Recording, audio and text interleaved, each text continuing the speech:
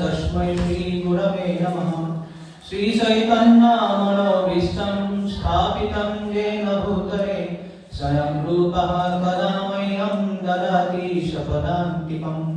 वन्देऽहं श्रीगुरो श्रीयुतापरकमलं श्रीगुरुन् वैष्णवांश श्रीरूपं साग्रजातं सहगना रघुनाथान्वितं तं सजीवं साद्वैतं सावधूतं परिजनसहितं कृष्णचैतन्यदेवं श्रीराधा कृष्णपादान् सहगना ललिता श्रीविशाखान्वितांश।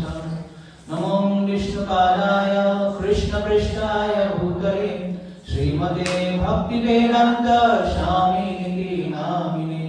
नमस्ते सरस्वते देवे गौरवाणी प्रसारिणे निर्विशेष शून्यवादी पाश्चात्यदेशतारिणे। हे कृष्णा करुणा सिन्धु दीनबन्धु जगत्पते गोपेश गोपिकाकान्त राधाकान्त नमस्तुते। तप्तकाञ्चन गौराङ्गी राधे वृन्दावनेश्वरी वृषभानुसुते देवी प्रणमामि हरिप्रिये।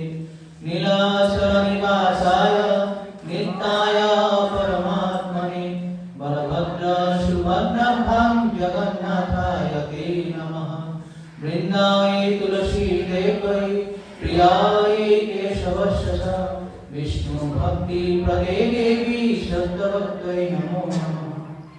वञ्चाकल्पतरुभ्यश्च कृपा सिन्धुभ्यैव पतितानां पावनेभ्यो वैष्णवेभ्यो नमो नमः। जय श्री कृष्ण चैतन्य प्रभु नित्यानन्द श्री अद्वैत गदाधर श्रीवासादि गौरभक्तवृन्द। हरे कृष्णा कृष्णा कृष्णा हरे हरे हरे राम राम राम हरे हरे। ओम नमो भगवते वासुदेवाय।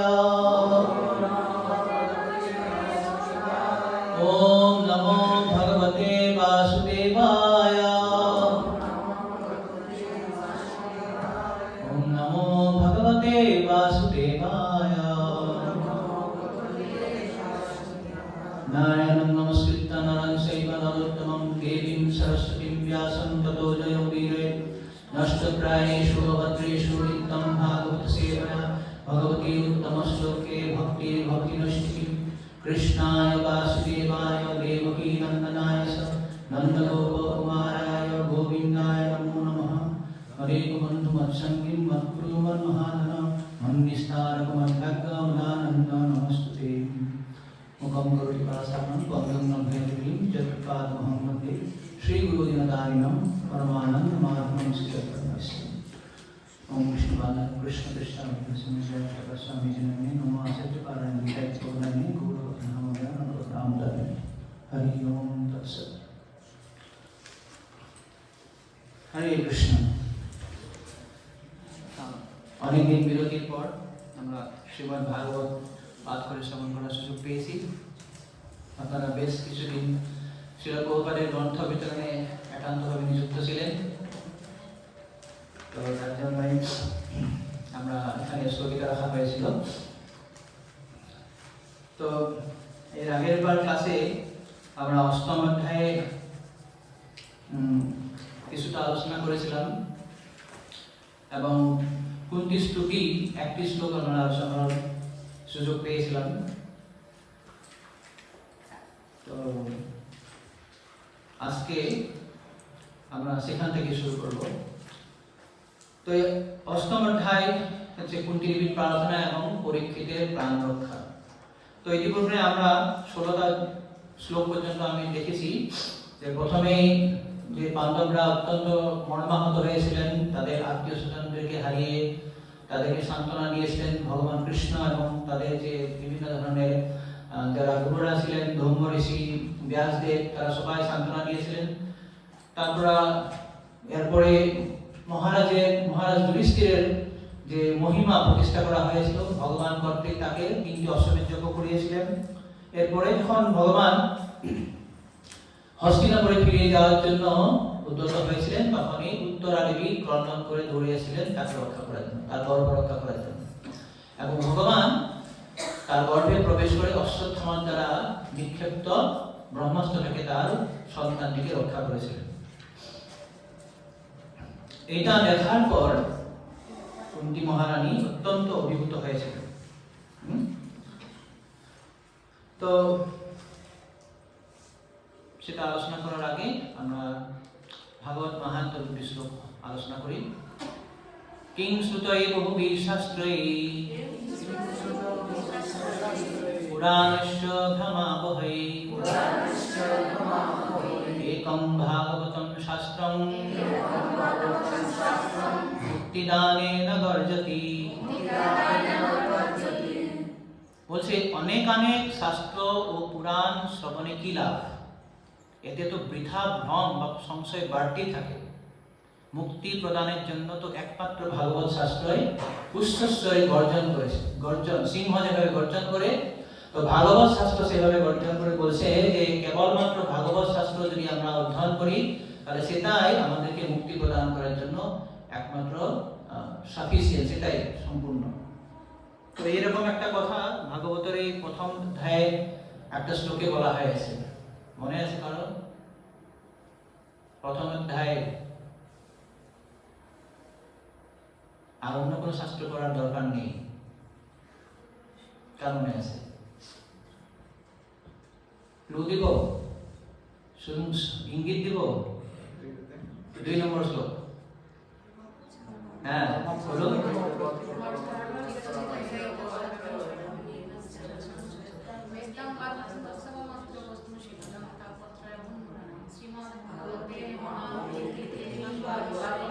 কিংবা পরমেশ্বর, শ্রীমদ্ ভাগবতে মহামুনিকৃতে কিংবা পরমেশ্বর। আর কি দরকার আছে? অন্য কোনো শাস্ত্র দরকার নেই।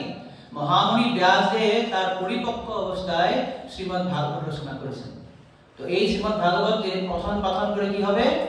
সদ্য হদ্য বিদ্য অবরুদ্ধতে অত্র পৃথিবী শুশ্রূষুভি তৎসদা।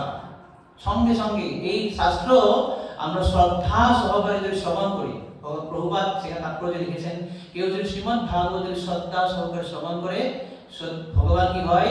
সঙ্গে সঙ্গে তার হৃদয় অবরুদ্ধ হয়ে যায়, মানে দরজা বন্ধ হয়ে যায়, ঢুকে গেল আর বেরোতে পারবে না। তো এরকম একটা কথা পদ্মপুরাণে বলেছেন, সদাশিবা সদাশিবা শ্রীমদ্ ভাগবতী কথা যস্য শ্রবণ মাত্রেণ হরি চিত্তম সমাশ্রয়ে। ভগবান হরি কি করবে? সঙ্গে সঙ্গে আমার হৃদয়ে প্রবেশ করবে। 2 নম্বর কথা ভাগবতস্যাপি নিত্যং ভবতি যদ্গৃহে তদ্গৃহং তীর্থরূপং হি বসতাং পাপনাশনম। যে গৃহে শ্রীমদ্ ভাগবতের পাঠ হয় সেই গৃহ তীর্থের রূপ ধারণ করে এবং যারা সেখানে বাস করে তাদের সমস্ত পাপ নষ্ট হয়ে যায়, কোন ধরনের পাপ থাকবে না। যার গৃহে শ্রীমদ্ ভাগবত থাকবে, কেন শ্রীমদ্ ভাগবত থাকলে কি হবে? শ্রীমদ্ ভাগবত ভগবান অভিন্নত, তাই না? তো সেখানে যখন শ্রীমদ্ ভাগবত থাকবে সেটা তীর্থে পরিণত হয় এবং সেখানে বাস করা সকলেরই সমস্ত পাপ নাশ হয়ে যায়। তো আমরা ভক্তদের সঙ্গে শ্রীমদ্ ভাগবত শ্রবণ কীর্তন করার সুযোগ পেয়েছি ছিল প্রভুপাদের কৃপায়। তো এটা সাধু সঙ্গের একটা মাহাত্ম্য আমার মনে হলো একটা কথা। আচ্ছা আপনারা বলুন দেখি, এই জগতে যখন আমরা গ্রীষ্মকালীন খুব তাপে পীড়িত হয়, এখন তো ঠান্ডায় পীড়িত হচ্ছে, গ্রীষ্মকালে খুব গরমে পীড়িত হয়, তখন কি নিলে কি করলে আমার গরমটা কমে যায়? কি করলে? কীর্তন করলে। আচ্ছা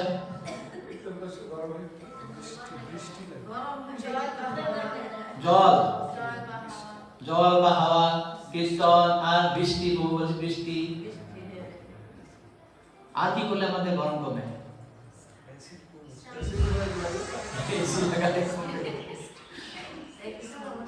আচ্ছা আমরা শাস্ত্রের থেকেও জানতে পারি অনেক লীলা আছে, ভগবানের গরম লাগলে কি করে? হ্যাঁ, চন্দনটা করতে হবে তো। চন্দন হচ্ছে জড়জগতের মধ্যে সব থেকে শীতল জিনিস।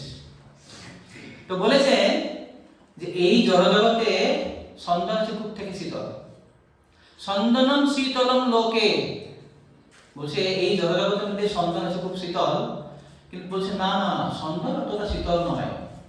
চন্দন তো কেবল আমাকে শীতল করবে না, সারা জগতের লোক যে খুব গরম গ্রীষ্মকালে খুব পীড়িত হয়ে থাকে, যখন রাত্রিবেলায় যখন চন্দ্রমা উঠবে তখন আরো ঠান্ডা হয়ে যায়।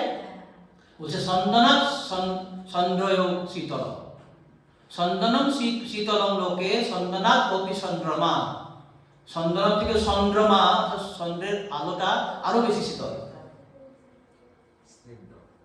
হ্যাঁ, তো আর ভক্তরা বলছে না না, চন্দন যত শীতল, চন্দ্রমা যত শীতল, তার থেকেও বেশি শীতল একটা জিনিস আছে। সেটা কি?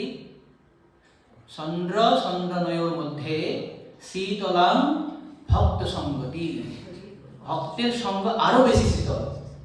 কেন? আরে চন্দ্রমা, চন্দনের যে শীতলতা শুধু আমার শরীরটা বাহ্যিকভাবে ঠান্ডা করবে, কিন্তু ভক্তদের মধ্যে যে দুঃখের জ্বালা যে আছে, সেই দুঃখের জ্বালাটা কার সঙ্গতে হবে? যখন আমরা ভক্ত সঙ্গ করব। তো আমরা আশা করছি আপনাদের সঙ্গে আমাদের যে দুঃখের জ্বালা, মনের জ্বালাগুলো সব শেষ হয়ে যাবে। এই জন্য আমাদের খুব বেশি করে ভক্ত সঙ্গ করা উচিত। হরে কৃষ্ণ। তো কুন্তী দেবী, গতবার যদি আলোচনা হয়েছিল 20 নম্বর 18 নম্বর শ্লোকটা, আমরা আবার একটু রিক্যাপ করি। তো প্রভুপাদ এখানে বলেছেন প্রথম শ্লোকে তিনি পরম পুরুষকে প্রার্থনা করেছেন। কি প্রার্থনা করেছেন? কুন্তী উবাচ নমস্তে পুরুষং তত্ত্বম ঈশ্বরং প্রকৃতি পরম অলক্ষ্যং সর্বভূতানাং অন্তর্বহিরবস্থিতম। তো এখানে কুন্তী দেবী কৃষ্ণকে প্রণাম করেছেন, নমস্তে। তো কৃষ্ণ কে ছিল কুন্তী? ভাতিজা না, নেফিউ। তো কুন্তী দেবী ভালো করে জানতেন যে এর আগে যে ঘটনাগুলো হয়ে গেছে, এই পর্যন্ত কুরুক্ষেত্রে যুদ্ধ হয়ে গেল, পাণ্ডবদেরকে মারার চেষ্টা করা হলো, কত কি যে হয়েছে, তিনি একটা লিস্ট দিবে। এরপরে ইদানিং এই কয়েক মুহূর্তের আগে কি হলো? ব্রহ্মাস্ত্র দিয়ে অশ্বত্থামা তাদের শেষ বংশধরটাকে নষ্ট করতে চেয়েছিল। কিন্তু কুন্তী এটা বুঝেছেন যে এই সব কিছুর থেকে আমাকে রক্ষা করেছে ভগবান কৃষ্ণ। তাই তিনি খুব অভিভূত হয়ে, খুব কৃতজ্ঞতা প্রকাশ করে ভগবানকে প্রার্থনা করেছেন, নমস্তে, হে কৃষ্ণ, তোমাকে আমি নমস্কার করছি। শিল প্রভুপাদ তাৎপর্য কিন্তু বলেছেন, প্রথমেই বলেছেন, তার যে বইটা আছে দেখুন, শ্রীমতী কুন্তী দেবী ভালোভাবে জানতেন যে শ্রীকৃষ্ণ যদিও তার ভ্রাতুষ্পুত্র রূপে লীলাবিলাস করেছেন, তথাপি তিনি হচ্ছেন আদি পুরুষ ভগবান। তো এই প্রকার জ্ঞানের আলোকে উদ্ভাসিত রমণী কখনো ভ্রাতুষ্পুত্রকে প্রণাম করে ভুল করবেন না। কুন্তী দেবী কৃষ্ণকে ভ্রাতুষ্পুত্র রূপে প্রণাম করেনি, কিন্তু যদিও ভ্রাতুষ্পুত্র সম্বন্ধ একটা আছে, শারীরিক সম্বন্ধ একটা আছে, এখানে তিনি কৃষ্ণকে ভ্রাতুষ্পুত্র রূপে প্রণাম করেনি। তিনি প্রণাম করেছেন কিভাবে? পুরুষম তো আদ্যম। তো এইভাবে যখন প্রণাম করেছে, তখন কৃষ্ণ বলছে, আরে আমি তো তোমার ভাতিজা, তুমি আমাকে কেন প্রণাম করলে? না না না, তুমি হচ্ছে পুরুষ, পুরুষম, নমস্তে পুরুষম। জগতে অনেক পুরুষ আছে, আমাকে কেন প্রণাম করলে? না না, তুমি হচ্ছে আদি পুরুষ, পুরুষম ত আদ্যম, আদি পুরুষ তুমি। তো আদি পুরুষ কথাটা শ্রীল বিশ্বনাথ চক্রবর্তী তিনি বলেছেন। আদি পুরুষ মানে কি? আমরা তো শুনেছি না, ব্রহ্মসংহিতাতে আছে, হ্যাঁ, আদি পুরুষ অনাদিরাদি গোবিন্দ। তো বিশ্বনাথ চক্রবর্তী বলেছেন যে আদি শব্দটার অর্থ হচ্ছে সব থেকে প্রথম রস, যেটা মাধুর্য রস।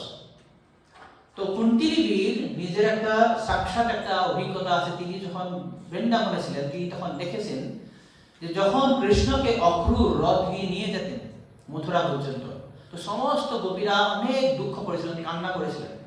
কান্না করে বলেছেন, হে অক্রু, তুমি কৃষ্ণকে নিয়ে যাবে না, হে কৃষ্ণ তুমি আমাদেরকে ছেড়ে চলে যাও না। তখন কি করেছিল কৃষ্ণ, তার এক অংশ মথুরাকে পাঠিয়েছিল। কৃষ্ণ কখনো বৃন্দাবন ছেড়ে চলে যায় না। বৃন্দাবনম পরিত্যাগে নাও পাদমেক গচ্ছতি। বৃন্দাবনকে পরিত্যাগ করে কৃষ্ণ কখনো এক পাও বাইরে চলে যায় না। তো যে কৃষ্ণ চলে গেছিলেন মথুরা, সেটা হচ্ছে তার এক অংশ। সেই ভাবটা দিয়ে এখন কুন্তির প্রণাম করেছেন যে, হে কৃষ্ণ, তুমি যে এখন দ্বারকা চলে যাচ্ছ, তোমার অংশ পাঠাও, তুমি আমাদের সঙ্গেই থাকো। সেই আদি পুরুষ, সেই কথাটা মনে করে, সেই লীলাটা মনে করে কুন্তি বলেছেন, তুমি আদি পুরুষ, কেন তুমি সমস্ত মাধুর্য রসের আদি পুরুষ। তাই তুমি যেভাবে বৃন্দাবনে থেকে গোপীদেরকে আনন্দ বিধান করেছিলেন, তো সেই একই ধরনের আমাদের আনন্দটা তুমি তোমার একটা অংশ পাঠিয়ে দাও দ্বারকাতে, তুমি এখানেই থাকো। তো এভাবে যখন বলছেন আদি পুরুষ, তো কৃষ্ণ বলছেন, আরে সমস্ত আত্মাই তো আদি, সবকিছু আত্মা তো মূল, সবকিছুর আদি, তো তুমি আমাকে আদি বলছো কেন? না না, তুমি ঈশ্বরম। দেখো, এই যে কুন্তি মহারানী যে এই প্রার্থনা এমনি কিন্তু হেফাজতলি বানানো হয়নি, একের পর এক। যদিও আমরা এটা বলছি, এরকম বলছেন, এটা ভাগবতে নেই, আমাদের আচার্যগণ টিকায় করেছেন এবারে, যে তুমি আমাকে কেন নমস্কার করলে, তুমি পুরুষ, আর অনেক পুরুষ আছে, না না তুমি আদি পুরুষ, না না অনেক পুরুষ আছে, না না তুমি ঈশ্বর। আরে ঈশ্বর তো অনেক আছে, এই পৃথিবীতে অনেক রাজা আছে, তারাও ঈশ্বর। স্বর্গে আছে ইন্দ্র আছে, বরুণ আছে, চন্দ্র আছে, তারাও ঈশ্বর, তারাও নিয়ন্ত্রক। তখন কুন্তি বলেছে, না, তুমি প্রকৃতে পরম, এই সমস্ত ঈশ্বরের উপরে ঊর্ধ্বে তুমি। তুমি সমস্ত এই যে ঈশ্বর যারা নিয়ন্ত্রক আছে, তাদের ঊর্ধ্বে হচ্ছে তুমি পরম ঈশ্বর, তুমি পরমেশ্বর, তুমি সর্বেশ্বর।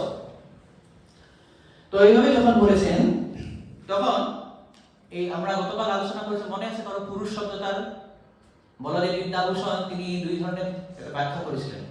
পুরব মানে হচ্ছে উপহার দেওয়া, এবং সনতি মানে দেওয়া। পুরব মানে হচ্ছে উপহার, সনতি মানে দেওয়া। তো যে ভগবান তার ভক্তদেরকে উপহার দিয়ে খুব ভালোবাসতেন, তাকে বলা হয় পুরুষ। তিনি সবসময় ভক্তদেরকে উপহার দেন, কিছু না কিছু দেন, তিনি গিফট করেন। তো সেটা আমরা দেখেছিলাম যে রামচন্দ্রের কাহিনী আমরা দেখেছিলাম না, রামচন্দ্র কিভাবে সবরীকে উপহার দিয়েছেন।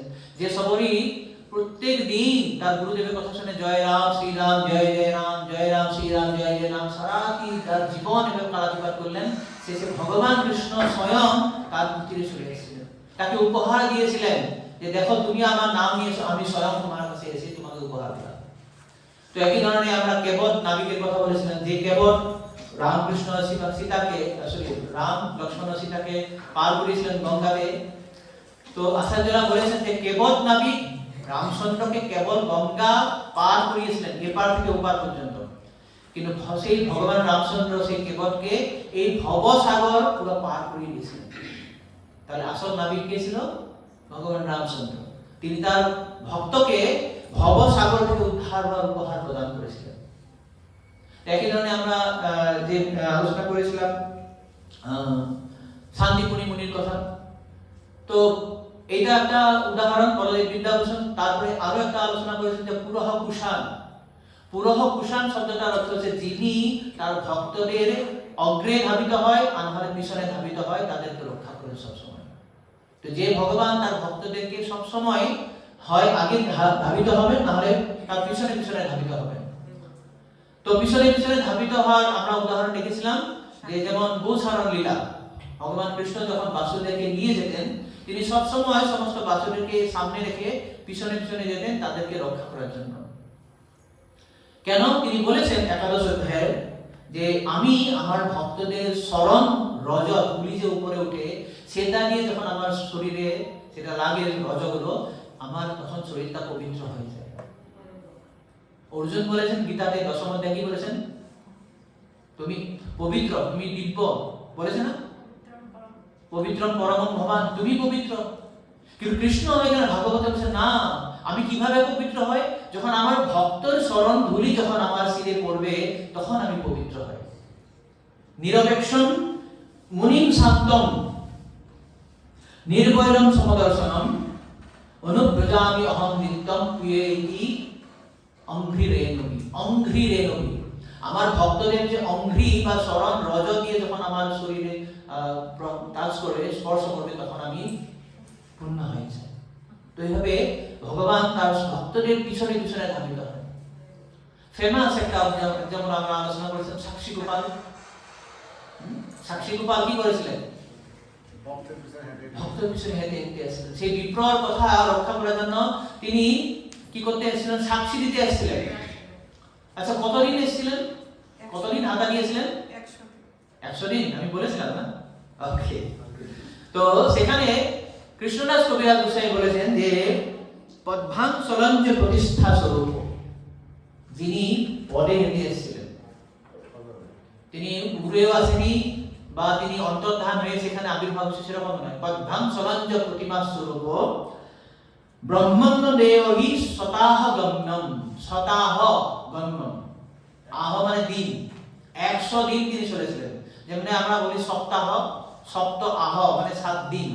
তো সেইভাবে ভগবান সেখানে শতাহ গম্যম 100 দিন তিনি আসছিলেন। তো এই সপ্তাহ দিন তিনি যে ভগবান ভক্তের পিছনে পিছনে ধাবিত আছেন তাকে সাক্ষী দেওয়ার জন্য, এইভাবে ভগবানকে বলা হয় তিনি পুরহ কুষার বা তিনি পুরুষ। এটা আমরা আলোচনা করেছিলাম। তো এইভাবে ভক্তবৎসল সাক্ষী গোপাল তার ভক্তের জন্য এসেছিলেন বলে সেই কাহিনী ভগবান শ্রী চৈতন্য মহাপ্রভু খুব আনন্দের সহিত সেটা স্মরণ করতেন। কে বলতে পারে আরে এটা একটা বিবাহের কথা, কেন ভগবান এটা আলোচনা করার দরকার? তিনি যখন সন্ন্যাসী, বিভক্ত সন্ন্যাসী চৈতন্য মহাপ্রভু না, তিনি কোনো বিবাহের কথা আলোচনা করার জন্য বা ঘটকালিক শোনার জন্য সেখানে তিনি সেটা শ্রবণ করেনি। ব্রহ্মণ্য দেব গোপালের মহিমা এই জন্য নিত্যানন্দ বক্তা শ্রোতা শ্রী চৈতন্য। তো সেই কাহিনীর আসল মূল পয়েন্টটা হচ্ছে যে ব্রহ্মণ্য দেব গোপালের মহিমা এই জন্য যে ভগবান কিভাবে এসেছিলেন, তিনি পদ্মাং সলঞ্জ প্রতিমা স্বরূপ, তিনি প্রতিমা স্বরূপে হেঁটে এসেছিলেন। তো প্রতিমা স্বরূপ তার ভক্তের মান রক্ষা করার জন্য এসেছিলেন। এইটার জন্য মহাপ্রভু সেই ঘটনাটা তিনি আলোচনা করেছিলেন। স্বয়ং নিত্যানন্দ সেটা বলেছেন, আর চৈতন্য মহাপ্রভু সেটা বসে শুনেছিলেন। ভগবান এসে এই মহান ভক্তের জন্য তিনি নিজের ভক্তের জন্য তিনি ভক্তের পিছনে ধাবিত হয়। এবং পুরহ কুষাণ আরেকটা কথা আমি চেয়েছিলাম যে যিনি ভক্তের সামনে ধাবিত হয়, যেমন দামোদর লীলায়, দামোদর লীলায় মায়ের সামনে সামনে দৌড়িয়েছিলেন, যাকে মুনিরা কখনো তাকে ধরতে পারে না। ধ্যানা অবস্থিত তদ্গতে না মনসা পশ্যন্তি জম যোগীও, যে ধ্যানীরা অনেক সময় ধ্যান করে করেও যাকে মনে হৃদয়ে ধারণ করতে পারে না, সেই কৃষ্ণকে ধরার জন্য মা পিছনে পিছনে ধাবিত হয়েছিল। তো এই যে লীলাগুলো, যে মৃত মুখন্ন লীলা মানে মাটি জিখিয়েছিল, হাতুগাড়া লীলা, যে দামোদর লীলা, কি সুন্দর লীলা, অত আনন্দময়, অত মধুর। আমাদের যদি কোনোদিন ভাগ্য হয় সেগুলো আলোচনা করার দশম স্কন্ধে, খুব সুন্দরভাবে সেটা আলোচনা করতে সুযোগটা পাবো। তো এই জন্যই কুন্তী দেবী বলেছেন যে তুমি প্রকৃতির পরম, প্রকৃতির পরম ঈশ্বর তুমি। এই সমস্ত যে ঈশ্বরগুলোর উপরেও তুমি অনেক ঊর্ধ্বের ঈশ্বর। যেমন যখন শান্তিপুরী মুনি তাকে শিক্ষা দেওয়ার পর দক্ষিণা চেয়েছিলেন, কৃষ্ণ বলরাম জিজ্ঞাসা করছেন যে আপনাকে কি দক্ষিণা দেবো গুরুদেব? আমার পুত্ররা সাগরে ডুবিয়ে মরে গেছে, তুমি যদি পারো তাদেরকে নিয়ে আসো। তো কৃষ্ণ গেছে বরুণদেবের কাছে, বলছে তুমি কি আমার গুরুদেবের পুত্রকে নিয়ে এসো? বরুণদেব বলছে না না প্রভু, আমি প্রতিজ্ঞা করছি আপনার গুরুদেবের পুত্র আমি আনিনি। তাহলে কোথায় গেল? না আমি জানি না, মনে হয় যমরাজ নিয়েছে। তো ভগবান যমলোকে চলে গেছে। চিন্তা করুন, যমকে জিজ্ঞাসা তুমি আমার কি গুরুদেবের পুত্রকে রেখেছো? হ্যাঁ আমি কয়েকদিনের জন্য রেখেছি, আমি জানি আপনি আসবেন, তো আপনার দর্শন পাওয়ার জন্য আমি রেখে দিয়েছি, এখন আপনি দয়া করে নিয়ে যান। তো এই যে প্রকৃতির পরম ঈশ্বর, যে ঈশ্বর অন্যান্য সব ঈশ্বরদের যে নিয়ম সেটা লঙ্ঘন করতে পারে। আর এই জগতে কেউ আছে যে সূর্যের নিয়ম লঙ্ঘন করতে পারবে, জমের লঙ্ঘন করতে পারে? বরুণদেব, আমরা রামচন্দ্র ঘটনা করেছিলাম, সমুদ্র তরণম, যে সমুদ্র রামচন্দ্রকে কোনো রাস্তা দিচ্ছিল না, তো তিনি যখন এক মুহূর্ত যখন সেই সমুদ্রের উপর তাকালেন, তো তার জল কলবল করে ফুটতে শুরু করলো। সঙ্গে সঙ্গে বরুণ দৌড়ে আসে, প্রভু আমাকে রক্ষা করুন, রক্ষা করুন, দাস অহম অস্মি। তো এইটা হচ্ছে ভগবানের একটা মধুর লীলা, যিনি সমস্ত ঈশ্বরের উপরে তিনি সেটা সব লীলাগুলো করতে পারে, তাকে কোনো ধরনের নিয়মের অধীন হতে হয় না। সেই জন্যই তিনি বলেছেন তুমি ঈশ্বরের প্রকৃতি পরম। তো এই ধরনের যে পরমেশ্বর ভগবান তিনি সবার জন্যই, শুধু কুন্তিদেবীর জন্যই না, তার জন্য তিনি শেষে কি বলেছেন যে সর্বভূতানাং, তুমি আমারই কেবল পরমেশ্বর নয়, তুমি সমস্ত জীবের পরমেশ্বর। কিন্তু সমস্যাটা হচ্ছে এখানে যে অলক্ষণ সর্বভূতানাং, তারা তাকে দেখতে পায় না। কেন? তিনি অন্তরেও আছে, বহিরেও আছে। ভগবান ভিতরে সবাই জীবের হৃদয়ে আছে, বাইরেও আছে। তো ভগবান আমাদের জীবের হৃদয়ে আছে, তার শ্লোক কিছু ভগবদ গীতাতে আছে, মনে আছে আপনাদের?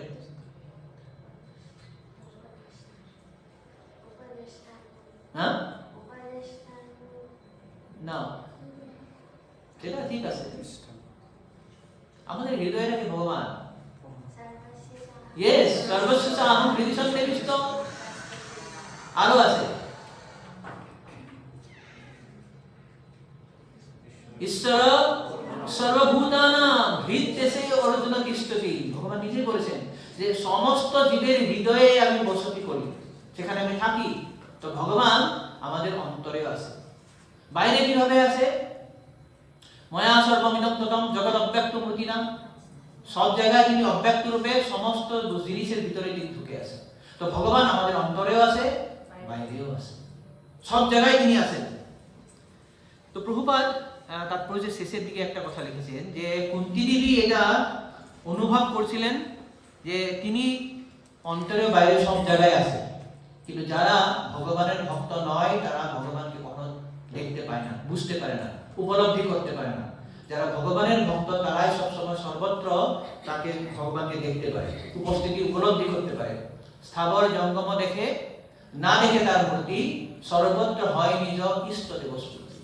যারা ভগবানের প্রকৃত ভক্ত, মহান ভাগবত, তারা স্থাবর জঙ্গম দেখবে। হ্যাঁ, এটা গাছ, এটা গাড়ি, এটা বাড়ি, এটা নারী, এটা পুরুষ, এটা কুকুর, এটা শৃগাল, সবকিছু দেখবে, কিন্তু সেটা বাইরের দৃষ্টিতে তাকে দেখবে না। দেখবে এটা হচ্ছে কৃষ্ণের অংশ, সেখানে সব কৃষ্ণই আছে, সেখানে তার নিজের ইষ্টদেব স্মৃতি হবে। আপনারা কারা কারা মহাবীর নরসিংহ সিনেমাতে দেখেছিলেন? সবাই দেখেছেন? প্রভু দেখেননি? দেখেছে। সেখানে একটা খুব সুন্দর সিন ছিল। প্রহ্লাদ মহারাজ একদম শেষে কান্না করেছেন যখন সাগরে ফেলে দিয়েছিল, সেখান থেকে উদ্ধার পাওয়ার খুব কান্না করছে, প্রভু তুমি কখন আমাকে দেখা দিবে, কখন দেখা দিবে, তুমি ছাড়া আমার কেউ নেই। তারপর কি হয়েছিল? এই সিনটা সব জায়গায় তিনি ভগবানকে দেখতে পেয়েছেন। এটা হচ্ছে শুদ্ধ দৃষ্টি।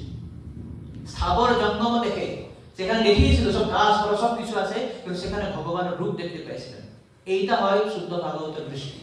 স্থাবর জঙ্গম দেখে না দেখে তার মূর্তি, সর্বত্র হয় নিজ ইষ্টদেব স্তুতি, নিজের ইষ্টদেব। তো প্রহ্লাদ মহারাজের ইষ্টদেব ছিলেন নরসিংহ ভগবান। তা আমাদের আপনাদের যা যা ইষ্টদেব আছে, কারো মহাপ্রভু, কারো নিত্যানন্দ প্রভু, কারো হচ্ছে হরি, কারো রাম, কারো মধুসূদন, সেই ইষ্টদেব আপনার স্ফুরিত হবে।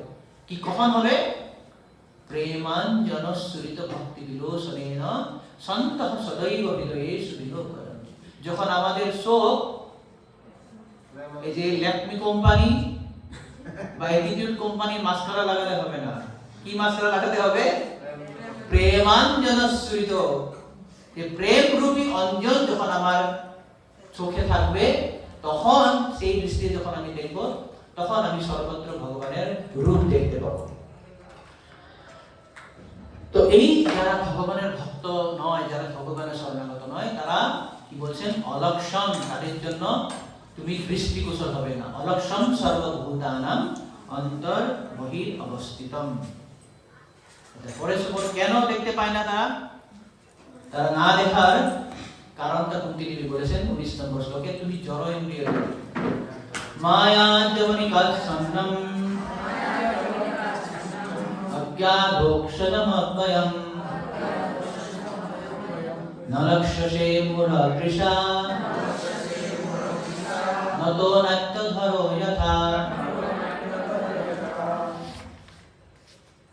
কি অনুবাদটা একটু পড়বেন? অনুবাদটা তুমি ইন্দ্রিয়জ জ্ঞানের অতীত, তুমি মায়ারূপা যবনিকার দ্বারা আচ্ছাদিত, অব্যক্ত ও অচ্যুত। মূঢ়দ্রষ্টা যেমন অভিনেতার সাজে সজ্জিত শিল্পীকে দেখে সাধারণত চিনতে পারে না, তেমনি অজ্ঞ ব্যক্তিরা তোমাকে দেখতে পায় না। হ্যাঁ, তো আগের শ্লোকে কুন্তী মহারানী বললেন যে তুমি সব জায়গায় আছো, অন্তরে আছো, বাইরে আছো, সমস্ত জায়গায় আছো, কিন্তু তোমাকে যারা ভগবানের ভক্ত নয় বা তোমাকে সবাই দেখতে পায় না। কেন দেখতে পায় না? তিনি বলছেন যে তুমি মায়ারূপী যবনিকার দ্বারা আচ্ছাদিত হয়েছো। তোমার একটা কার্টেন, একটা পর্দা একটা লাগিয়ে দাও। তো ভগবান বলছে তার মানে মায়া আমাকে কভার করে রাখে? মায়া আমাকে কভার করতে পারে না? না, আসলে একটা মূর্খ লোক যেভাবে ভাবে যে মেঘ সূর্যকে ঢেকে রেখেছে, মেঘ কি সূর্যকে ঢেকে রাখতে পারে নাকি? কাকে ঢেকে তাহলে? চোখে। আমার দৃষ্টিকে ঢেকে। মেঘ আমার দৃষ্টিকে ঢেকে আমি সূর্যকে দেখতে না পাই, সেটা মেঘের কাজ। মেঘ কখনো সূর্যকে ঢাকতে পারবে না। তো মূর্খ লোক সেটা ভাবে না, তার মানে মেঘ সূর্যকে ঢেকে রেখেছে। তো এইটাই হচ্ছে তিনি বলেছেন যে আসলে তোমাকে কেউ ঢাকতে পারে না, তুমি হচ্ছে জড় ইন্দ্রিয়ের অতীত। তো এখানে বলেছেন সূর্য মানে কৃষ্ণকে দুটো শব্দ দিয়ে সম্বোধন করা আছে, অধোক্ষজম এবং অব্যয়ম। অধোক্ষজম এবং অব্যয়ম। তো আমরা এখন এই অধোক্ষজম আর অব্যয় শব্দটি একটু ব্যাখ্যা শুনবো। খুব সুন্দর ব্যাখ্যা আছে এখানে। শ্রীল প্রভুপাদ প্রথমে ব্যাখ্যা করেছেন একটি ভাগবত আছে, অধোক্ষজ কাকে বলা হয়। তো প্রভুপাদ বলেছেন যেমন ইংরেজি বর্ণমালাতে কি আছে? এ থেকে জেড পর্যন্ত আছে। A B C D E F G H I J K L M N O P Q R S T U V W X Y Z. যেভাবে ইংরেজি বর্ণমালা, ইংরেজি অ্যালফাবেটে যেভাবে এ থেকে জেড পর্যন্ত আছে, একই ধরনের সংস্কৃত অ্যালফাবেটিকেও এখানে অ্যাকচুয়ালি আমি মানে ব্যঞ্জন বর্ণটা দেখানো হয়েছে। সংস্কৃত বর্ণমালাতে অ থেকে ক্ষ পর্যন্ত আছে, রাইট? ইংরেজিতে যেমন এ থেকে জেড আছে, সংস্কৃত বর্ণমালা তো অ আ ক খ গ অ আ ছ ছ ছ এভাবে হয়ে স্বরবর্ণ ব্যঞ্জন বর্ণ মিলে ক্ষ পর্যন্ত আছে। তো এই যে ইংরেজি হোক বা সংস্কৃতে হোক, যত শব্দ তৈরি হয় এই অ থেকে ক্ষর মধ্যেই তৈরি হবে। সব পারমুটেশন কম্বিনেশন দিয়ে সব মিক্সার হয়ে হবে কি না? গরু, গ আর গু, সাপ, তাহলে তো ছয় আকার ক সাপ, যত শব্দ আছে এই অ আর ক্ষর মধ্যেই হবে। তাই এই পৃথিবীতে যত কিছু বর্ণনা রয়েছে, কিভাবে বর্ণনা আছে? অ থেকে খ পর্যন্ত আর মাঝখানে যত বর্ণ আছে সমস্ত কিছু মিক্সার দিয়ে যে বর্ণনা হয়েছে, এটা হচ্ছে জড় জগতের সৃষ্টি। এই জন্য একে বলা হয় অক্ষজ। অ থেকে ক্ষ পর্যন্ত যা হয়েছে তার সেটার মাধ্যম দিয়ে যে তৈরি হয়েছে সেটাকে বলা হয় অক্ষজ। জ মানে হচ্ছে জায়তে, মানে জন্ম নেওয়া। অ থেকে ক্ষর মধ্যে দিয়ে সমস্ত বর্ণ দিয়ে যা কিছু তৈরি হয়েছে সেটাকে বলা হয় অক্ষজ, রাইট? কিন্তু কৃষ্ণ সেই ব্যক্তি নয় যাকে আমি অ আর ক্ষর মধ্যে দিয়ে তাকে বর্ণনা করতে পারবো। তিনি এই বর্ণনার অতীত। তার জন্যই তিনি এই অ থেকে স দিয়ে যাকে বর্ণনা করতে পারি না বা যাকে উপলব্ধি করতে পারি না, তিনি অক্ষজ নয়, তিনি হচ্ছেন অধোক্ষজ। অধ ইতি অক্ষজ, যিনি আমাদের অক্ষজ বর্ণের উপরে যিনি, ঊর্ধ্বে যিনি, তাকে বলা হয় অক্ষজ, অধোক্ষজ। তো যেমন আমরা ভগবানের রূপ কিছু বর্ণনা করি না, আমরা এই বর্ণমালাতে ভগবানকে কখনো বর্ণনা করতে পারি না। তাই আমরা চেষ্টা করি, অনেক সময় আমরা বলি ভগবান আপনারা চোখ দুটি কমল নয়নের মতন, কমলের পাত্রীর মতন, আপনার নাভি কমলের মতন, আপনার শরণ যুগল পদ্ম সদৃশ। তো একবার এই কাহিনীটা বৈকুণ্ঠে চলে গেছে, আর এটা যখন জয় বিজয় শুনতে পাচ্ছে, কি ভগবানের চোখ কমলের মতন, তার শরণ যুগল পদ্ম সদৃশ, কে লিখেছে? শিরো ফেলে দিয়েছে, যাও সুন্দর করে লিখে নিয়ে আসো। যে কাদা থেকে একটা পদুম ফুল হয় তার সঙ্গে তুলনা হয়েছে আমার প্রভুর চোখ, ভালো করে লিখে নিয়ে আসো। তো তো বিষ্ণু যখন চলেছে, না না আসলে কি করবে, জড়জগতে ভালো জিনিস নেই, তো এইটাই ভালো জিনিস, তারা এটাই খুঁজে পেয়েছে, তো ঠিক আছে এটাই ভোগ করবে। তাই বলা হয় নমস্তে পঙ্কজান হয়ে। এটা প্রভুপাদ অনেকবার বলেছেন। অ্যাকচুয়ালি আমরা জড়জগতে কোনো জিনিস দিয়ে ভগবানের তুলনা করতে পারি না, তার বর্ণনা করতে পারি না, কিন্তু আমাদের এই জড়জগতের সমস্ত জিনিসের মধ্যে পদ্ম ফুলকে খুব সুন্দর বলা হয়, তার জন্য পদ্ম ফুলের সঙ্গে ভগবানের তুলনা করা হয়। যারা ভগবানের চোখ বা ভগবানকে সরাসরি দৃষ্টি পেয়েছে, তারা বুঝতে পারবে যে কত সুন্দর ভগবানের রূপ। হাসম হরে রমনত কিল লোক তীব্র শোকাশ্রু সাগর বিশোষণমত্তু দারম সন্মোহনায় রচিতম নিজ মায়ায়স্য ভ্রূমণ্ডলম মুনিকৃতে মকরাধ্বজস্য। তৃতীয় স্কন্ধ ভগবান কপিল মুনি বলেছেন কিভাবে এক যোগী ধ্যান করতে হয়। ভগবানের যে হাস্যোজ্জ্বল মুখ, সেই হাস্যোজ্জ্বল মুখ দর্শন করলেই আমার শোকাশ্রু সাগর শুকিয়ে যাবে। এখন কেউ পদ্ম ফুল লিখে আমার শোকের সাগর শুকিয়ে যাবে নাকি? যাবে না। কিন্তু আমাদের মধ্যে যেহেতু আর ভালো জিনিস নেই, পদ্ম ফুলটাই সুন্দর, তাই আমরা পদ্ম ফুলের সঙ্গে ভগবানের তুলনা করি। তাই ভগবানকে কখনো জড়জাগতিক বর্ণমালা দিয়ে বা ভগবান জড়জাগতিক কোনো জিনিসের দিয়ে বর্ণনা করা যায় না বলে তাকে বলা হয় অধোক্ষজ। বুঝা গেল? তো আরেকটা বর্ণনা আছে অধোক্ষজের। অক্ষ, অক্ষ শব্দটির একটা অর্থ আছে রথ বা গাড়ি বা রথের চাকা। তো বলা হয় যে অক্ষ মানে আছে রথ। তো শকটাসুর লীলা আমরা কি দেখি? শকটাসুর লীলা যে হয়েছিল কৃষ্ণ জন্মের পর, তো মা তার একটা সংস্কার করবে, কেননা কৃষ্ণ এখন মানে কি বলে উল্টো হতে পেরেছিল, মানে পাশ ফিরতে পেরেছিল। তো সেটার একটি তিনি এখন কি করবে, ব্রাহ্মণদেরকে ডেকে নিয়ে আসে একটা অনুষ্ঠান করবে। তো ব্রাহ্মণরা এসে গেছে, সব বাড়িতে সমস্ত কিছু আয়োজন চলছে। এখন কৃষ্ণকে মায়ের কি করলো, একটা বাড়ির আঙিনায় একটা গাড়ি ছিল, তো গাড়ির নিচে রেখে দিয়ে ভিতরে কাজ করতে গেছে। আর সেই মুহূর্তে শকটাসুর সেই গাড়ির মধ্যে প্রবেশ করেছে। এখন কি করবে, গাড়ি চাপা দিয়ে কৃষ্ণকে মেরে দিবে। কৃষ্ণ বুঝতে পারছে, পা দিয়ে লাফ মেরে দিয়েছে, আর পুরো গাড়ি ভেঙে পড়ল। যেই ভেঙে পড়েছে আর পুরো করে শব্দ হয়েছে, সবাই দৌড়ে আসলো। সেটা এখানে কৃষ্ণ বলেছেন অক্ষ মানে হচ্ছে গাড়ি বা রথ বা ছাতা। তো জ মানে হচ্ছে জন্ম নেওয়া, অধ মানে হচ্ছে নিচে। তো তিনি যে ভগবান গাড়ির রথের নিচের থেকে আবির্ভূত হয়েছে তাকে বলা হয় অধোক্ষজ। অধ মানে নিচে, অক্ষ মানে গাড়ি, রথের চাকা, জ মানে জন্ম। যিনি রথের চাকার নিচে থেকে জন্ম হয়েছে তার জন্য কৃষ্ণের একটা নাম হচ্ছে অধোক্ষজ। কিন্তু কুন্তী দেবী এই সংক্রান্তে তিনি এইটা পয়েন্ট নিয়ে তিনি অধোক্ষজ করেনি, আর একটা কারণে তিনি অধোক্ষজ করেছেন। সংস্কৃতে অক্ষ শব্দটির আরেকটা অর্থ হচ্ছে পাশা। এই যে জুয়া খেলাতে পাশা দেওয়া হয়, ডাইস করে না ইংরেজিতে, এরকম যে দেয় লুডু খেলার মতন ঘুড়িটা। তো ডাইস বা পাশা, পাশা বলে না বাংলায়। তো অক্ষ মানে হচ্ছে পাশা, আর জ মানে হচ্ছে আবির্ভাব বা জন্ম নেওয়া, আর অধ মানে হচ্ছে নিকৃষ্ট, লো ক্লাস, থার্ড ক্লাস। তো কুন্তী দেবী বলেছেন, হে কৃষ্ণ, যিনি সেই পুরুষসভায় যে নিকৃষ্ট থার্ড ক্লাস যে দুর্ত ক্রিয়া হয়েছিল, পাশা খেলা হয়েছিল, সেখান থেকে তুমি যে আবির্ভূত হয়ে আমার দ্রৌপদীর যে তুমি লজ্জা নিবারণ করেছে, তার জন্য তুমি হে অধোক্ষজ, তুমি হচ্ছে অধোক্ষজ।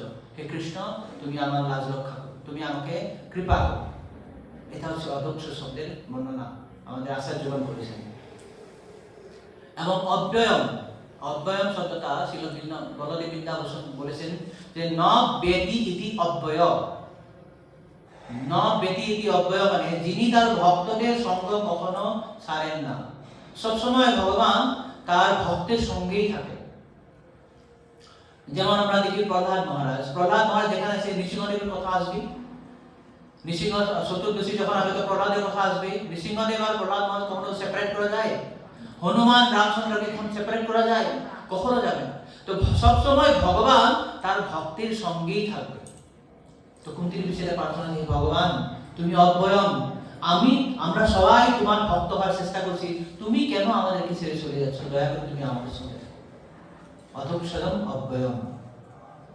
তো এটা বলার পর এখন প্রশ্ন হচ্ছে যে কেন কৃষ্ণ যদি সবাই ভিতরে থাকে, অন্তর্গভীর অবস্থিত। কেন দেখতে পায় না?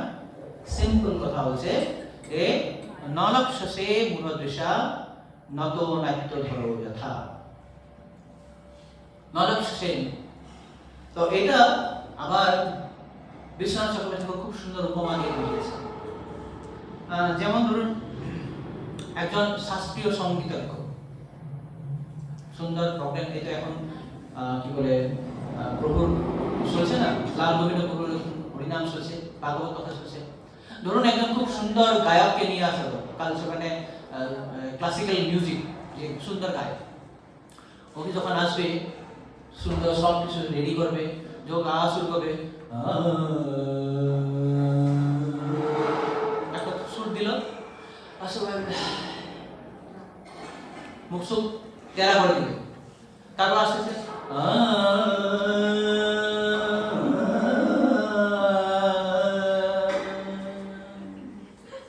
এটাকে বলে বিলম্বিত তাল, রাগ বিস্তার। শাস্ত্রীয় সঙ্গীত যখন যখন এরকম গাবে, সরাসরি সঙ্গীতটা গায় না, গানটা গাবে না, তার রাগ বিস্তার থেকে, বিলম্বিত তাল থাকে। তো যারা সঙ্গীত সম্বন্ধে কিছু বুঝবে না, বলছে আরে তুমি এরকম চিল্লাচ্ছ কেন, তো গানটা গাও তাড়াতাড়ি, তাড়াতাড়ি গান গাও, এসব কেন, কি হয়েছে তোমার, কান্না কেন করছো? যারা সঙ্গীত সম্বন্ধে কোনো আইডিয়া নেই তারা এইভাবে বলবে কখন গানটা শেষ হবে। আর যারা শাস্ত্রীয় সঙ্গীতের মাতাজি আজকে আসেনি, আমাদের শান্তিনিকেতন মাতাজি, সবাই যারা জানে, তো এই ধরনের যারা সঙ্গীতের যারা মনোমুগ্ধকর যারা স্টুডেন্ট, কি সুন্দর গেয়েছে, হরিশরীর মতো খুব সুন্দর গেয়েছে, কি সুন্দর তাল। যখন হংসধ্বনি যখন সুর গায়, বা যারা যদি একদম বিলম্বিত তালে যখন গাবে, যে দরবারি সুর বা জনপুরি সুর, এসব গালে একটু আস্তে আস্তে ধীরে ধীরে, যখন হংসধ্বনি গাবে, কি মধুর, আনন্দ পাবে। কিন্তু যারা সঙ্গীত সম্বন্ধে কেউ জানে না, আরে কেন, কি হয়েছে তোমার, কেন চিল্লাচ্ছ? বা ধরুন খুব কথকলি নৃত্য করছে, ভারতনাট্যম, কুচিপুড়ি করছে, তো যারা যারা নাচ করবে, যে কিছু মুদ্রা দিবে, এক সুন্দর মুদ্রা দিবে, বা এরকম এরকম টানবে, তাই তোমার কি হয়েছে, বা এরকম এরকম করবে, কি হয়েছে এটা, তো বলবে না এত সুন্দর নৃত্য, আচ্ছা প্রসাদ কবে হবে? প্রসাদ নৃত্যের পরে হবে, তাহলে কতক্ষণ নাচবে উনি? তো যারা নৃত্য সম্বন্ধে কোনো আইডিয়া নেই, তারা এইরকমই বুঝবে, কোনো আনন্দ উপভোগ করতে পারবে না। কিন্তু যারা এইসব নৃত্য সম্বন্ধে জানে, কি সুন্দর এটা করেছে, মানে সুন্দর লোটাস বা পদ্ম ফুলের দিয়ে পাপড়ি দিয়েছে, বা এরকম করেছে মানে নৃসিংহ ভগবানের কিছু করেছে, এটা করেছে মানে ধনুর তীর করেছে। তো এইটাই হচ্ছে, যেভাবে কোনো লোক সঙ্গীতের সম্বন্ধে বা নৃত্য সম্বন্ধে কোনো ধারণা নেই, তারা এটা আনন্দ উপভোগ করতে পারে না। একই ধরনের ভগবান কৃষ্ণ যখন এই জগতে মনুষ্য সমাজে যখন এসেছিলেন, তখন তাকে কেউ বুঝতে পারেনি। যারা তাদের চোখে যখন প্রেমাঞ্জন টানে, যারা ভক্তি করছে না, তারা কৃষ্ণকে কখনো বুঝতে পারে না। ভগবান বলেছেন অবজানন্তি মাং মোরা মানসিং তন্মাশ্রিতম, আমাকে মনুষ্য রূপে তারা অপমান করছে, বুঝতে পারছে না। তো এইটাই হচ্ছে কুন্তিনী বিষয়ে বলেছেন যে যেমন শিশুপালও কৃষ্ণকে দেখেছে, যশোদা মাও কৃষ্ণকে দেখেছেন, চোখ দিয়ে দেখেছেন। কিন্তু শিশুপাল চোখ দিয়ে দেখেছে, যশোদা মা বা দেবকী রানী তারা কি দেখেছেন? প্রেমাঞ্জন চক্ষু দিয়ে কৃষ্ণকে দেখেছেন। তো যার চক্ষুতে প্রেমাঞ্জন নেই, তারা কৃষ্ণকে দেখলেও কিন্তু দেখতে পাবে না, তারা কখনো সেটা বুঝতেই পারবে না। তাই কুন্তি মহারানী তিনি বলেছেন, বিশ্বনাথ চক্রবর্তী ঠাকুর তিনি কমেন্টারি লিখেছেন যে আমি বুঝতে পারছি না তোমার কি ধরনের লীলা, তুমি তো প্রতিজ্ঞা করেছিলে তুমি কোনোদিন অস্ত্র উঠাবে না, কিন্তু তাই তুমি আমাদের পাণ্ডবদেরকে রক্ষা করলে, পাণ্ডবদেরকে অশ্বত্থামার 5 ব্রহ্মাস্ত্র থেকে তুমি রক্ষা করেছো, আমাদের পরীক্ষিত মহারাজকে তুমি রক্ষা করেছো মার গর্ভে, কিন্তু তুমি ভীষ্মকে আবার বধ করেছো, তুমি দ্রৌপদীর লাজ রক্ষা করেছো, তুমি উত্তরার গর্ভ রক্ষা করেছো, কিন্তু তুমি সেই দ্রৌপদী 5 পুত্রকে মারার সময় তুমি রক্ষা করনি, উত্তরার স্বামীকে তুমি রক্ষা করনি। তো আমি বুঝতে পারছি না তোমার লীলা কি। তাই তিনি বলেছেন যে নলক্ষসে মূঢ়দৃশা নত নাট্য ধরো যথা, তোমার যে মহিমা কি আমি বুঝতে পারছি না। তাহলে এখন যদি ভক্তি দিয়ে, যদি প্রেমাঞ্জন ভক্তি দিয়ে যদি ভগবানকে বোঝা যায়, তাহলে কে বুঝতে পারবে ভগবানকে? 3 নম্বর শ্লোকে তিনি বলেছেন যে আমি তোমাকে কিভাবে বুঝবো। তথা পরমহংসানাম মুনিনাম অমলাত্মনম ভক্তিযোগা বিধানার্থম কথম পশ্যেমহি শ্রিয়ঃ। অনুবাদটা করুন। অনুবাদ: পরমার্থের পথে উন্নত পরমহংসদের, মুনিদের এবং জড় ও চেতনের পার্থক্য নিরূপণ করার মাধ্যমে যাদের অন্তর নির্মল হয়েছে, তাদের অন্তরে অপ্রাকৃত ভক্তিযোগ বিজ্ঞান বিকশিত করার জন্য তুমি স্বয়ং অবতরণ করো। তাহলে আমার মতো স্ত্রী লোকেরা কিভাবে তোমাকে সম্যক রূপে জানতে পারবে? তো কুন্তিদেবী এখন বলেছেন, যদি ভক্তি যোগেই যদি তোমাকে জানতে পারি, এই যে মহান আত্মারা যারা আছেন, যে অমল আত্মা আছে, পরমহংস আছে, তারাই তোমাকে বুঝতে পারবে। তাহলে কুন্তিদেবী এখানে একটা প্রশ্ন করেছেন যে যদি এই ভক্তরাই তোমাকে জানতে পারে, তাহলে সাধারণ লোকের কি অবস্থা হবে? তারা তোমাকে কিভাবে জানতে পারবে? যে জগতে কত ভক্ত আছে, হয়তো 5% ভক্ত আছে, তো বাকি 95% কিভাবে তোমাকে বুঝতে পারবে? তো এখানে আমরা একটা খুব সুন্দর শিক্ষাটা পাই যে কিভাবে আমরা বুদ্ধিমত্তার পরিচয় দিতে পারি, মানে আমার ম্যাচিউরিটি কিভাবে হচ্ছে। এখানে কুন্তিদেবী খুব সুন্দর একটা প্রশ্ন করে তিনি এটা আমাদেরকে শিক্ষা দিচ্ছে যে যখন আমরা কোনো একটা সিচুয়েশন বা কোনো একটা পরিস্থিতি যদি সমাধান করতে চাই, সে সম্বন্ধে কাউকে যদি প্রশ্ন করি, আসলে সেখানে কোনো ক্যারেক্টার বা চরিত্র আনা উচিত নয়। একটা উদাহরণ দিয়ে বুঝতে পারবেন। ধরুন একজন প্রভু এসে কাউকে প্রশ্ন করছেন বা আমাকে প্রশ্ন করলেন যে প্রভু, এই প্রভু সম্বন্ধে খুব খারাপ কথা বলেছে,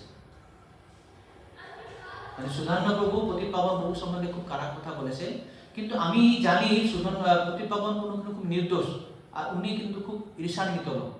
তো এই ক্ষেত্রে আমি কি করব? This is not the way to ask a question. এই ধরনের কোনো প্রশ্ন করা উচিত নয়। আমি একটা সিচুয়েশন বা একটা পরিস্থিতি একটা দিচ্ছি, সেখানে আমি ক্যারেক্টার আনা উচিত নয়। আমাকে কি করতে হবে, প্রশ্নটা কিভাবে করতে হবে? প্রভু, যদি এমন একটা ঘটনা একটা হয়, একটা সিচুয়েশন হয় যেখানে এক ভক্ত আরেক ভক্তকে মনে কষ্ট দিচ্ছে বা কিছু কথা বলেছে, কিন্তু আমি জানি এই ভক্ত কিন্তু নির্দোষ, কিন্তু ওনাকে মনে হচ্ছে আমি ঈর্ষান্বিত, এক্ষেত্রে আমি কি করা উচিত? এটা হচ্ছে প্রশ্ন করার আসল নিয়ম। We should not put the character while presenting the situation. আমি সিচুয়েশনটা বলবো, কিন্তু সেখানে নাম বলা, ক্যারেক্টার বলা ঠিক নয়। তো কুন্তিদেবী তাই করেছেন। তিনি বলেনি যে এই যে জড়জগতের বদ্ধ জীবেরা আপনাকে কিভাবে বুঝতে পারবে, তিনি কি বলেছেন? আমরা কিভাবে আপনাকে বুঝতে পারবো। এটা হচ্ছে বুদ্ধিমত্তার পরিচয়। কথম পশ্যেমহি শ্রিয়ঃ, আমার মতন যে স্ত্রী লোকেরা কিভাবে আপনাকে বুঝতে পারবো। আপনি বললেন তো যারা পরমাত্মা, যারা অমলাত্মা না আছে, পরমহংস আছে, তারা বুঝতে পারবো আপনাকে। আমাদের মতন লোকের কি অবস্থা হবে? বুঝতে পারছেন ব্যাপারটা? এটা হচ্ছে কুন্তি মহারানীর খুব বুদ্ধিমত্তার সহিত কৃষ্ণকে একটা প্রশ্ন, আমরা কিভাবে বুঝতে পারবো? আপনার কি মনে হয় কুন্তি মহারানী খুব মূর্খ ছিলেন, কিছু জানতেন না? কত কত অমলাত্মা, কত কত পরমহংসের থেকে শ্রেষ্ঠ মহাভাগবত ছিলেন তিনি। তার যে উপলব্ধি, তার যে ভক্তি, তা না হলে কি ভাগবতে এরকম তার নাম থাকে? কথাই না। কিন্তু তিনি বিকজ অফ হিউমিলিটি, তার নিজের দৈন্য ভাবের জন্য এটা প্রশ্ন করেছেন যে আমরা আপনাকে কিভাবে বুঝতে পারবো। এটা হচ্ছে যে মহান ভক্তদের মূল পরিচয়। তো পরমহংস শব্দটা অত্যন্ত গুরুত্বপূর্ণ। এখানে বলেছেন তথা পরমহংসানাম। তো ভগবানকে কেন পরমহংস বলা হয় বা ভক্তদেরকে কেন হংস বলা হয়? হংস মানে কি? হাঁস। মানে হাসে কি করে? রাজহাঁস। হ্যাঁ, রাজহাঁসের একটা বিশেষ একটা বৈশিষ্ট্য আছে, যখন দুধ বিছানো জল দেওয়া হয়, দুধটা নিবে, জলটা ফেলে দিবে। তো ভক্তদেরকেও হংস বলা হয়, কেননা জড়জগতে যা কিছু অসার জিনিস আছে, সেই অসার জিনিসগুলো ছেড়ে দিয়ে উনি যেটা সার জিনিস সেটা গ্রহণ করবে, হংসের মতো। সেজন্য ভক্তদেরকে বলা হয় হংস। ভগবানকেও হংস বলা হয়, পরমহংস বলা হয়। তো বলা হয়েছে যে বরাহ বামন নৃসিংহ সুভাগম ঈশম ক্রীড়া কিলোল হৃদয়ম বিবুধেন্দ্র বন্দম হংসাত্মকম পরমহংস মনোবিহারম বন্দে কৃপানিধিম অহবলম নারসিংহ। তো বলেছেন যে ভগবানকে কেন পরমহংস বলা হয়, কেননা যারা ভক্ত তারা হচ্ছে হংস, এবং হংসরূপী ভক্তদের হৃদয়টা অত্যন্ত কোমল হয়, তাদের হৃদয়টা কঠিন নয়। তো এই হংসরূপী হৃদয়ে যেখানে সব সময় রস থাকে, যারা রসিক, সেই রসরূপী হৃদয়ে সরোবরে ভগবান হংসের মতন তিনি সাঁতার কাটেন, তার জন্য তাকে পরমহংস বলা হয়। বুঝতে পারছেন যে সেই হংসরূপী ভক্তের হৃদয়ে ভগবান সেখানে থাকেন বলে তাকে বলা হয় পরমহংস। তাই এই পরমহংসরূপী যারা ভক্ত আছেন, কৃষ্ণ আছেন, তাদেরকে বোঝার জন্য শুধুমাত্র ভক্তি যোগের মাধ্যমেই আমাদের সাড়া নিতে হবে বা তার সাহায্য নিতে হবে। এই বলে তিনি বলেছেন যে আমরা যেহেতু অল্প বুদ্ধিমান স্ত্রীরা, আমি কিভাবে আপনাকে বুঝতে পারবো? তো এই প্রশ্ন করার পর এখন কৃষ্ণ কি প্রতিক্রিয়া দিবে আমরা পরের ক্লাসে দেখব। অলরেডি 1 ঘন্টা হয়ে গেছে, আজকে এখানে বিশ্রাম করছি। আপনাদের কারো যদি প্রশ্ন বা মন্তব্য থাকে ওয়েস করতে পারেন। হরে কৃষ্ণ।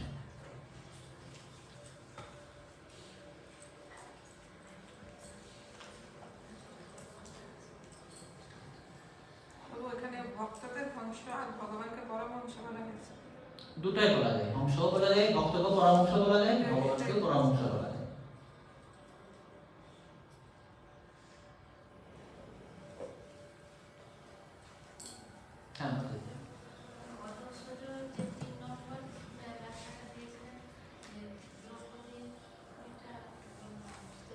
হ্যাঁ, অধক্ষজ এখানে বলা হয়েছে। অক্ষ মানে হচ্ছে পাশা, পাশা খেলে যে পাশা থাকে, গুটিটা থাকে, ডাইস।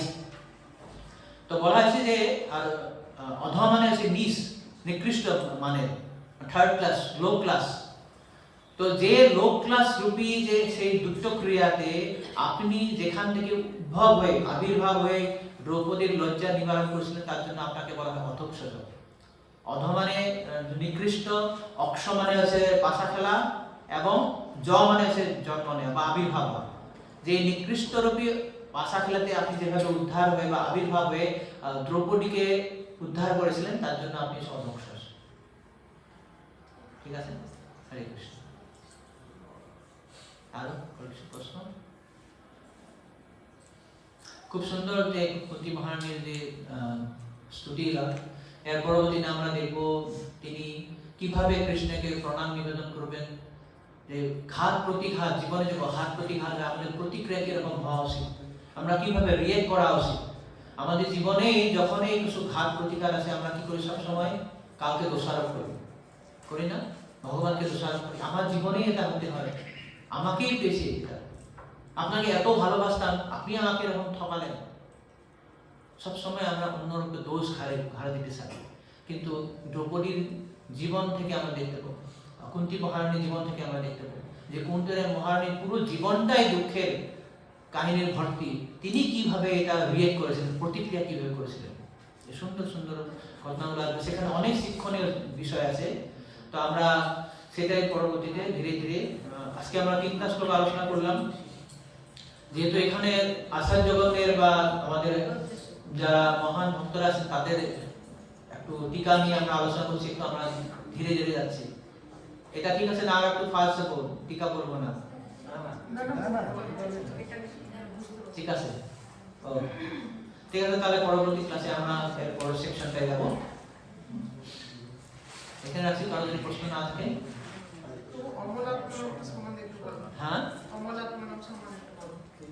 অমলাত্মনম, অমল যার মল নেই, যে ভক্ত জড়জাগতিক কুরুষতা থেকে হৃদয় পরিষ্কার হয়ে গেছে, অর্থাৎ ভাগবত যারা, মহান ভাগবত যারা জড়জাগতিক কোন ধরনের মল থেকে উঠে, মানে কুলুষতা থেকে উঠে, সেটাকে বলা হয় অমলাত্মনম।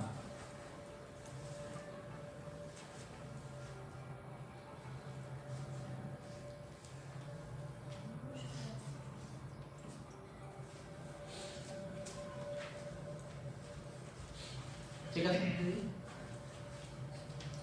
সন্দেহ আছে?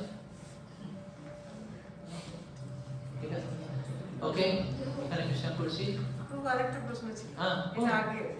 আচ্ছা, একসঙ্গে 6টা অশ্বত্থম ব্রহ্মাস্ত্র ছাড়ে, একসঙ্গে 6টা ব্রহ্মাস্ত্র ছাড়ে? হ্যাঁ, কেন করা যাবে না? না আমরা ভাবতাম একজনকে একটাই ব্রহ্মাস্ত্র দেয়, কারণ রামায়ণেতে আমরা এগুলো দেখেছি যে ব্রহ্মাস্ত্র একবার দেন, একসঙ্গে 6টা ব্রহ্মাস্ত্র রামায়ণে দেখেছেন? না শুনেছি আর কি, ব্রহ্মাস্ত্র একজনকে দেয় এরকম সিরিয়াল টিরিয়ালগুলো দেখেছি না, একসঙ্গে 6টা ব্রহ্মাস্ত্র ছাড়লেন অশ্বত্থামা। যখন অষ্টম স্কন্ধে পড়বেন সেখানে বলি মহারাজ যে সেকশনটা আসবে সেখানে দেখবেন এক একটা অসুর এক একবার 200 তীর 300 তীর মারে একসঙ্গে। 6টা ব্রহ্মাস্ত্র পারে। ওটা মানে একটা থেকে 6টা হয়েছে, হ্যাঁ তার মানে একটা থেকে 6টা হয়েছে। আমি সেটা বলি জানি না, শুনেছি 6টা ব্রহ্মাস্ত্র ছেড়েছেন। 5 জন পাণ্ডবের জন্য 5টা আর ওই পরীক্ষিতের মারার জন্য।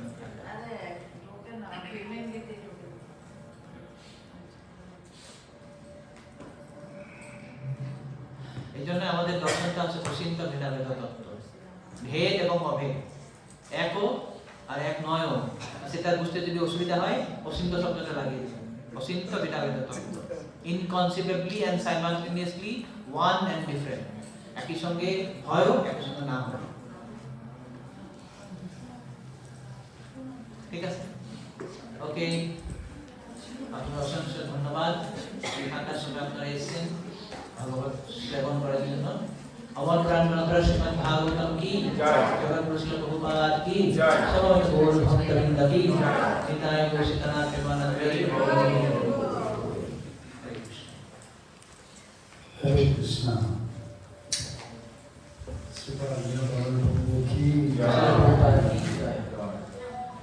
তো সবাইকে অসংখ্য ধন্যবাদ। আজকের প্রসাদ আয়োজন করেছেন বড়জন বিশাখা মাতাজি, ওনার মা বাবার স্মরণে। তো সবাই মিলে ওনার জন্য, ওনার মা বাবার জন্য, ওনার পরিবারের জন্য আমরা সবাই মিলে প্রার্থনা করব। শুনছেন? হরি বল। সবাই মিলে এখন দুই হাত তুলুন। হরে কৃষ্ণ কৃষ্ণ কৃষ্ণ হরে হরে, হরে রাম রাম রাম হরে হরে। তো জগন্নাথের মালা জগন মাতাজি, মাতাজিকে হরে কৃষ্ণ কৃষ্ণ কৃষ্ণ হরে হরে, হরে রাম রাম রাম হরে হরে। সকলে বাইরে প্রসাদ আছে, প্রসাদ গ্রহণ করুন। আর সবার জন্য প্রসাদের ব্যবস্থা আছে।